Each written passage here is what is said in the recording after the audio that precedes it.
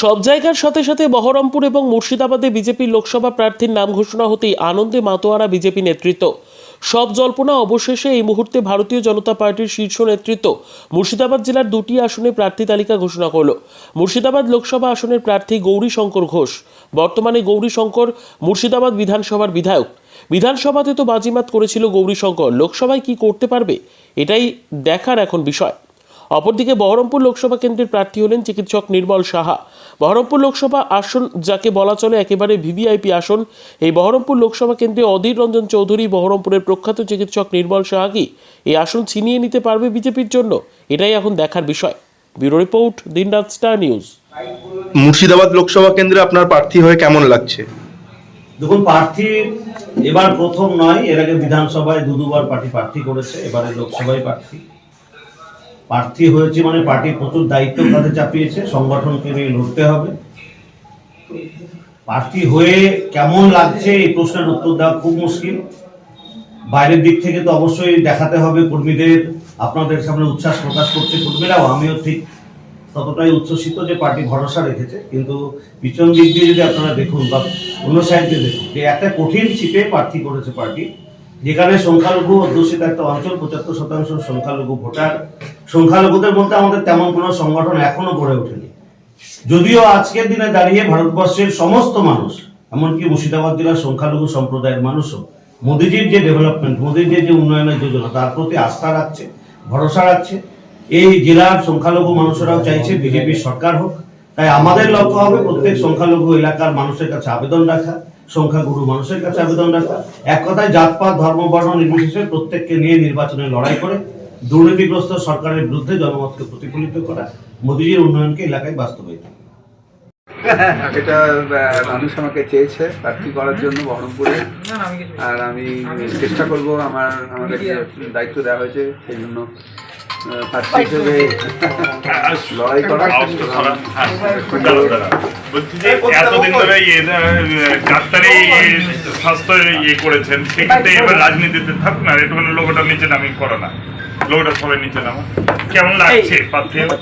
না, আমি রাজনীতি ডাক্তারি করতাম মানে এরকম না যে আমি রাজনীতি করতাম না। প্রত্যেক মানুষের একটা নিজস্ব রাজনীতি থাকে এবং আমি সেই রাজনীতির মধ্যেই আছি।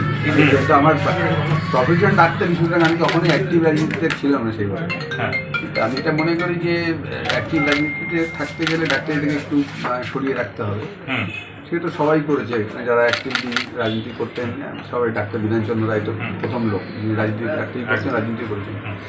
ডাক্তার হয়ে রাজনীতি করা যাবে না এটাও ঠিক নয়, আবার ভালো রাজনীতি করতে গেলে ভালো ডাক্তারি করতে অসুবিধা নেই, দুটো মিলেমিশে কাজ করতে অসুবিধা। আমি এটা নয় যে হঠাৎ করে আকাশ থেকে রাজনীতি এলাম।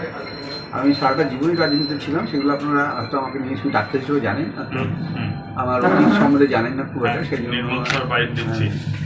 সুতরাং আমি রাজনীতির লোক মোটামুটি বলা যায়।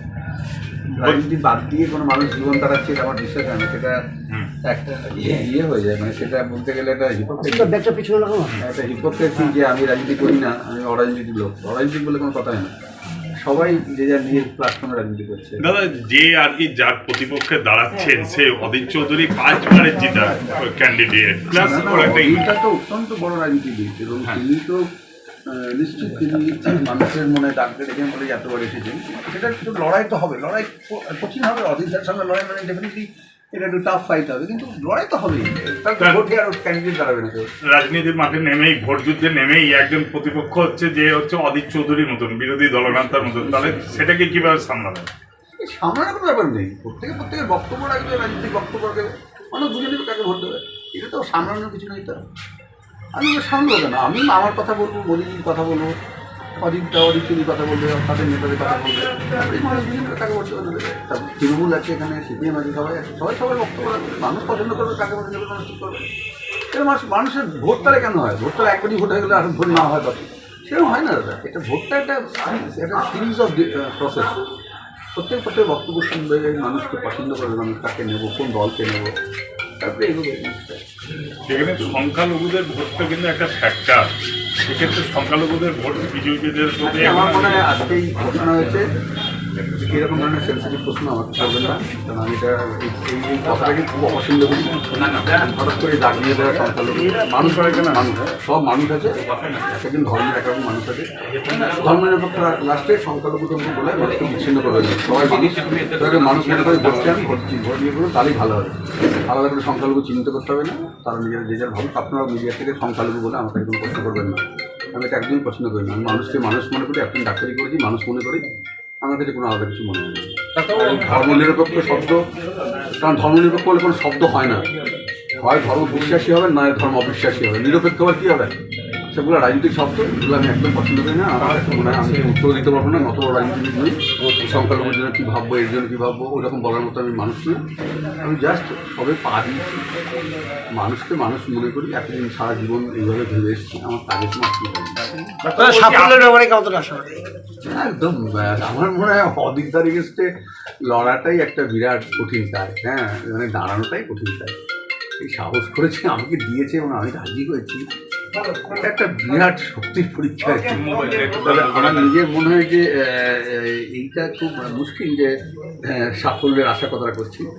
তবে যখন দাঁড়িয়েছি তখন নিশ্চিত জয়ের আশায় নিয়ে দাঁড়াবো, কেন ভয় পাবো না।